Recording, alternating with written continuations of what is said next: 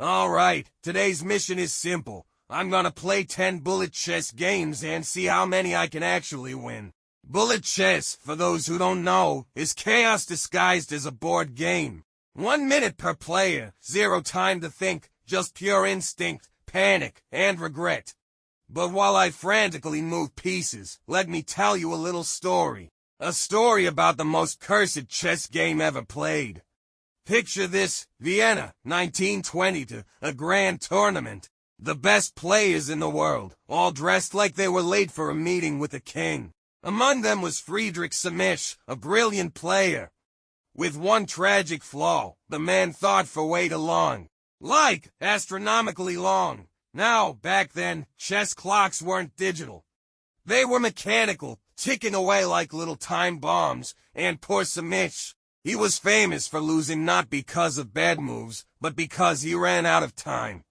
And this one game, it was the worst case ever recorded.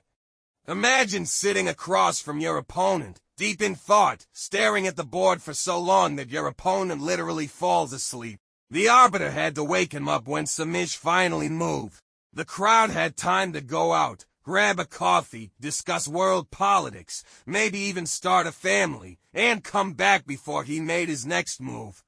By the time he lost, it wasn't just a game, it was an endurance test. Now, why am I telling you this? Because, my friends, I have the exact opposite problem. In bullet chess, there is no time to think, no deep calculations, no brilliant sacrifices, just sheer panic, random blunders, and regret.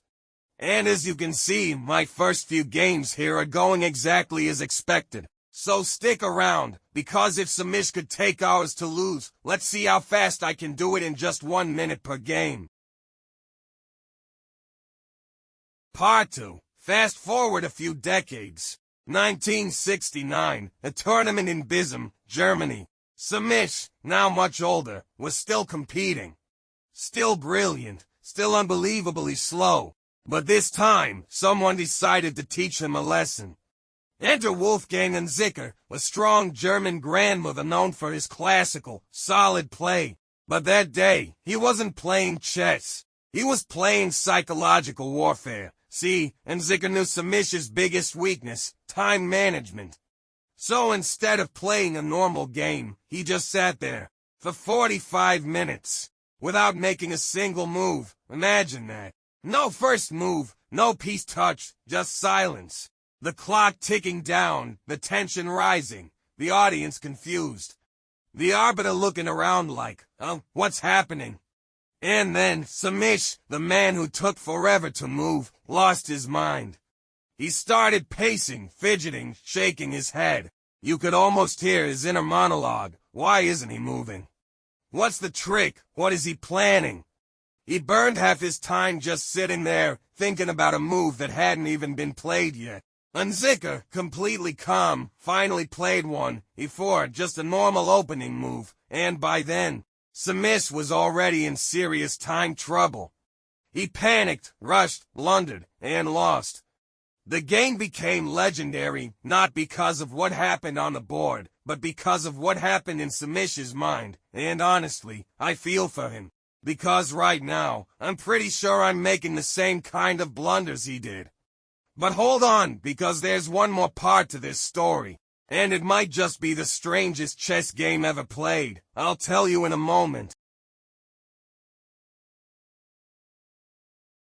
Now, you might think chess players are all about strategy and logic, cool-headed masterminds calculating deep into the future. But let me introduce you to the most chaotic chess game in history. The year was 1976. The place, the Philippines. And the match, an international tournament featuring the grandmasters, the legendary Victor Korchnoi and the unpredictable Brazilian GM Henrique Mekin. Now, these guys were both extremely strong players. But what happened in this game had nothing to do with chess skills. See, mid-game, while deep in thought, Korchnoi suddenly started laughing. Not just a chuckle, full-on, uncontrollable laughter. Why? Because right across the board, Henrique Mekin had fallen asleep. Just, completely passed out. Now, this wasn't some quick nap. Mekin was OUT. slumped in his chair, motionless. The clock was ticking, his time running down, and he had no idea. The audience, dead silent, the arbiter, unsure what to do. And Korknoy, well, he just waited. 5 minutes passed. Then 10.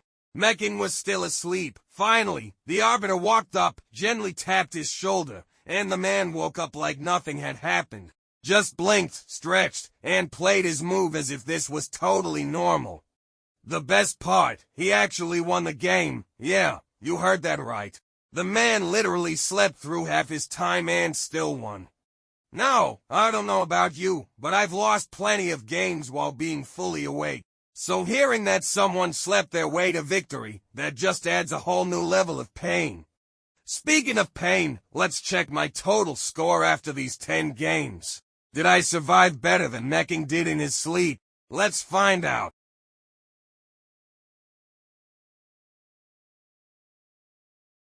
Wow, that was intense. 10 games, and somehow, I won 8 of them. Didn't see that coming. My secret, I played the man, not the game. Moved fast, forced mistakes, let the clock do the real damage. Sure, my moves were questionable, some outright blunders, but they were just good enough to win. Turns out, in bullet chess, survival matters more than style. Honestly, I didn't expect this strategy to work so well in my first real attempt. But here we are, 8 out of 10. Not bad.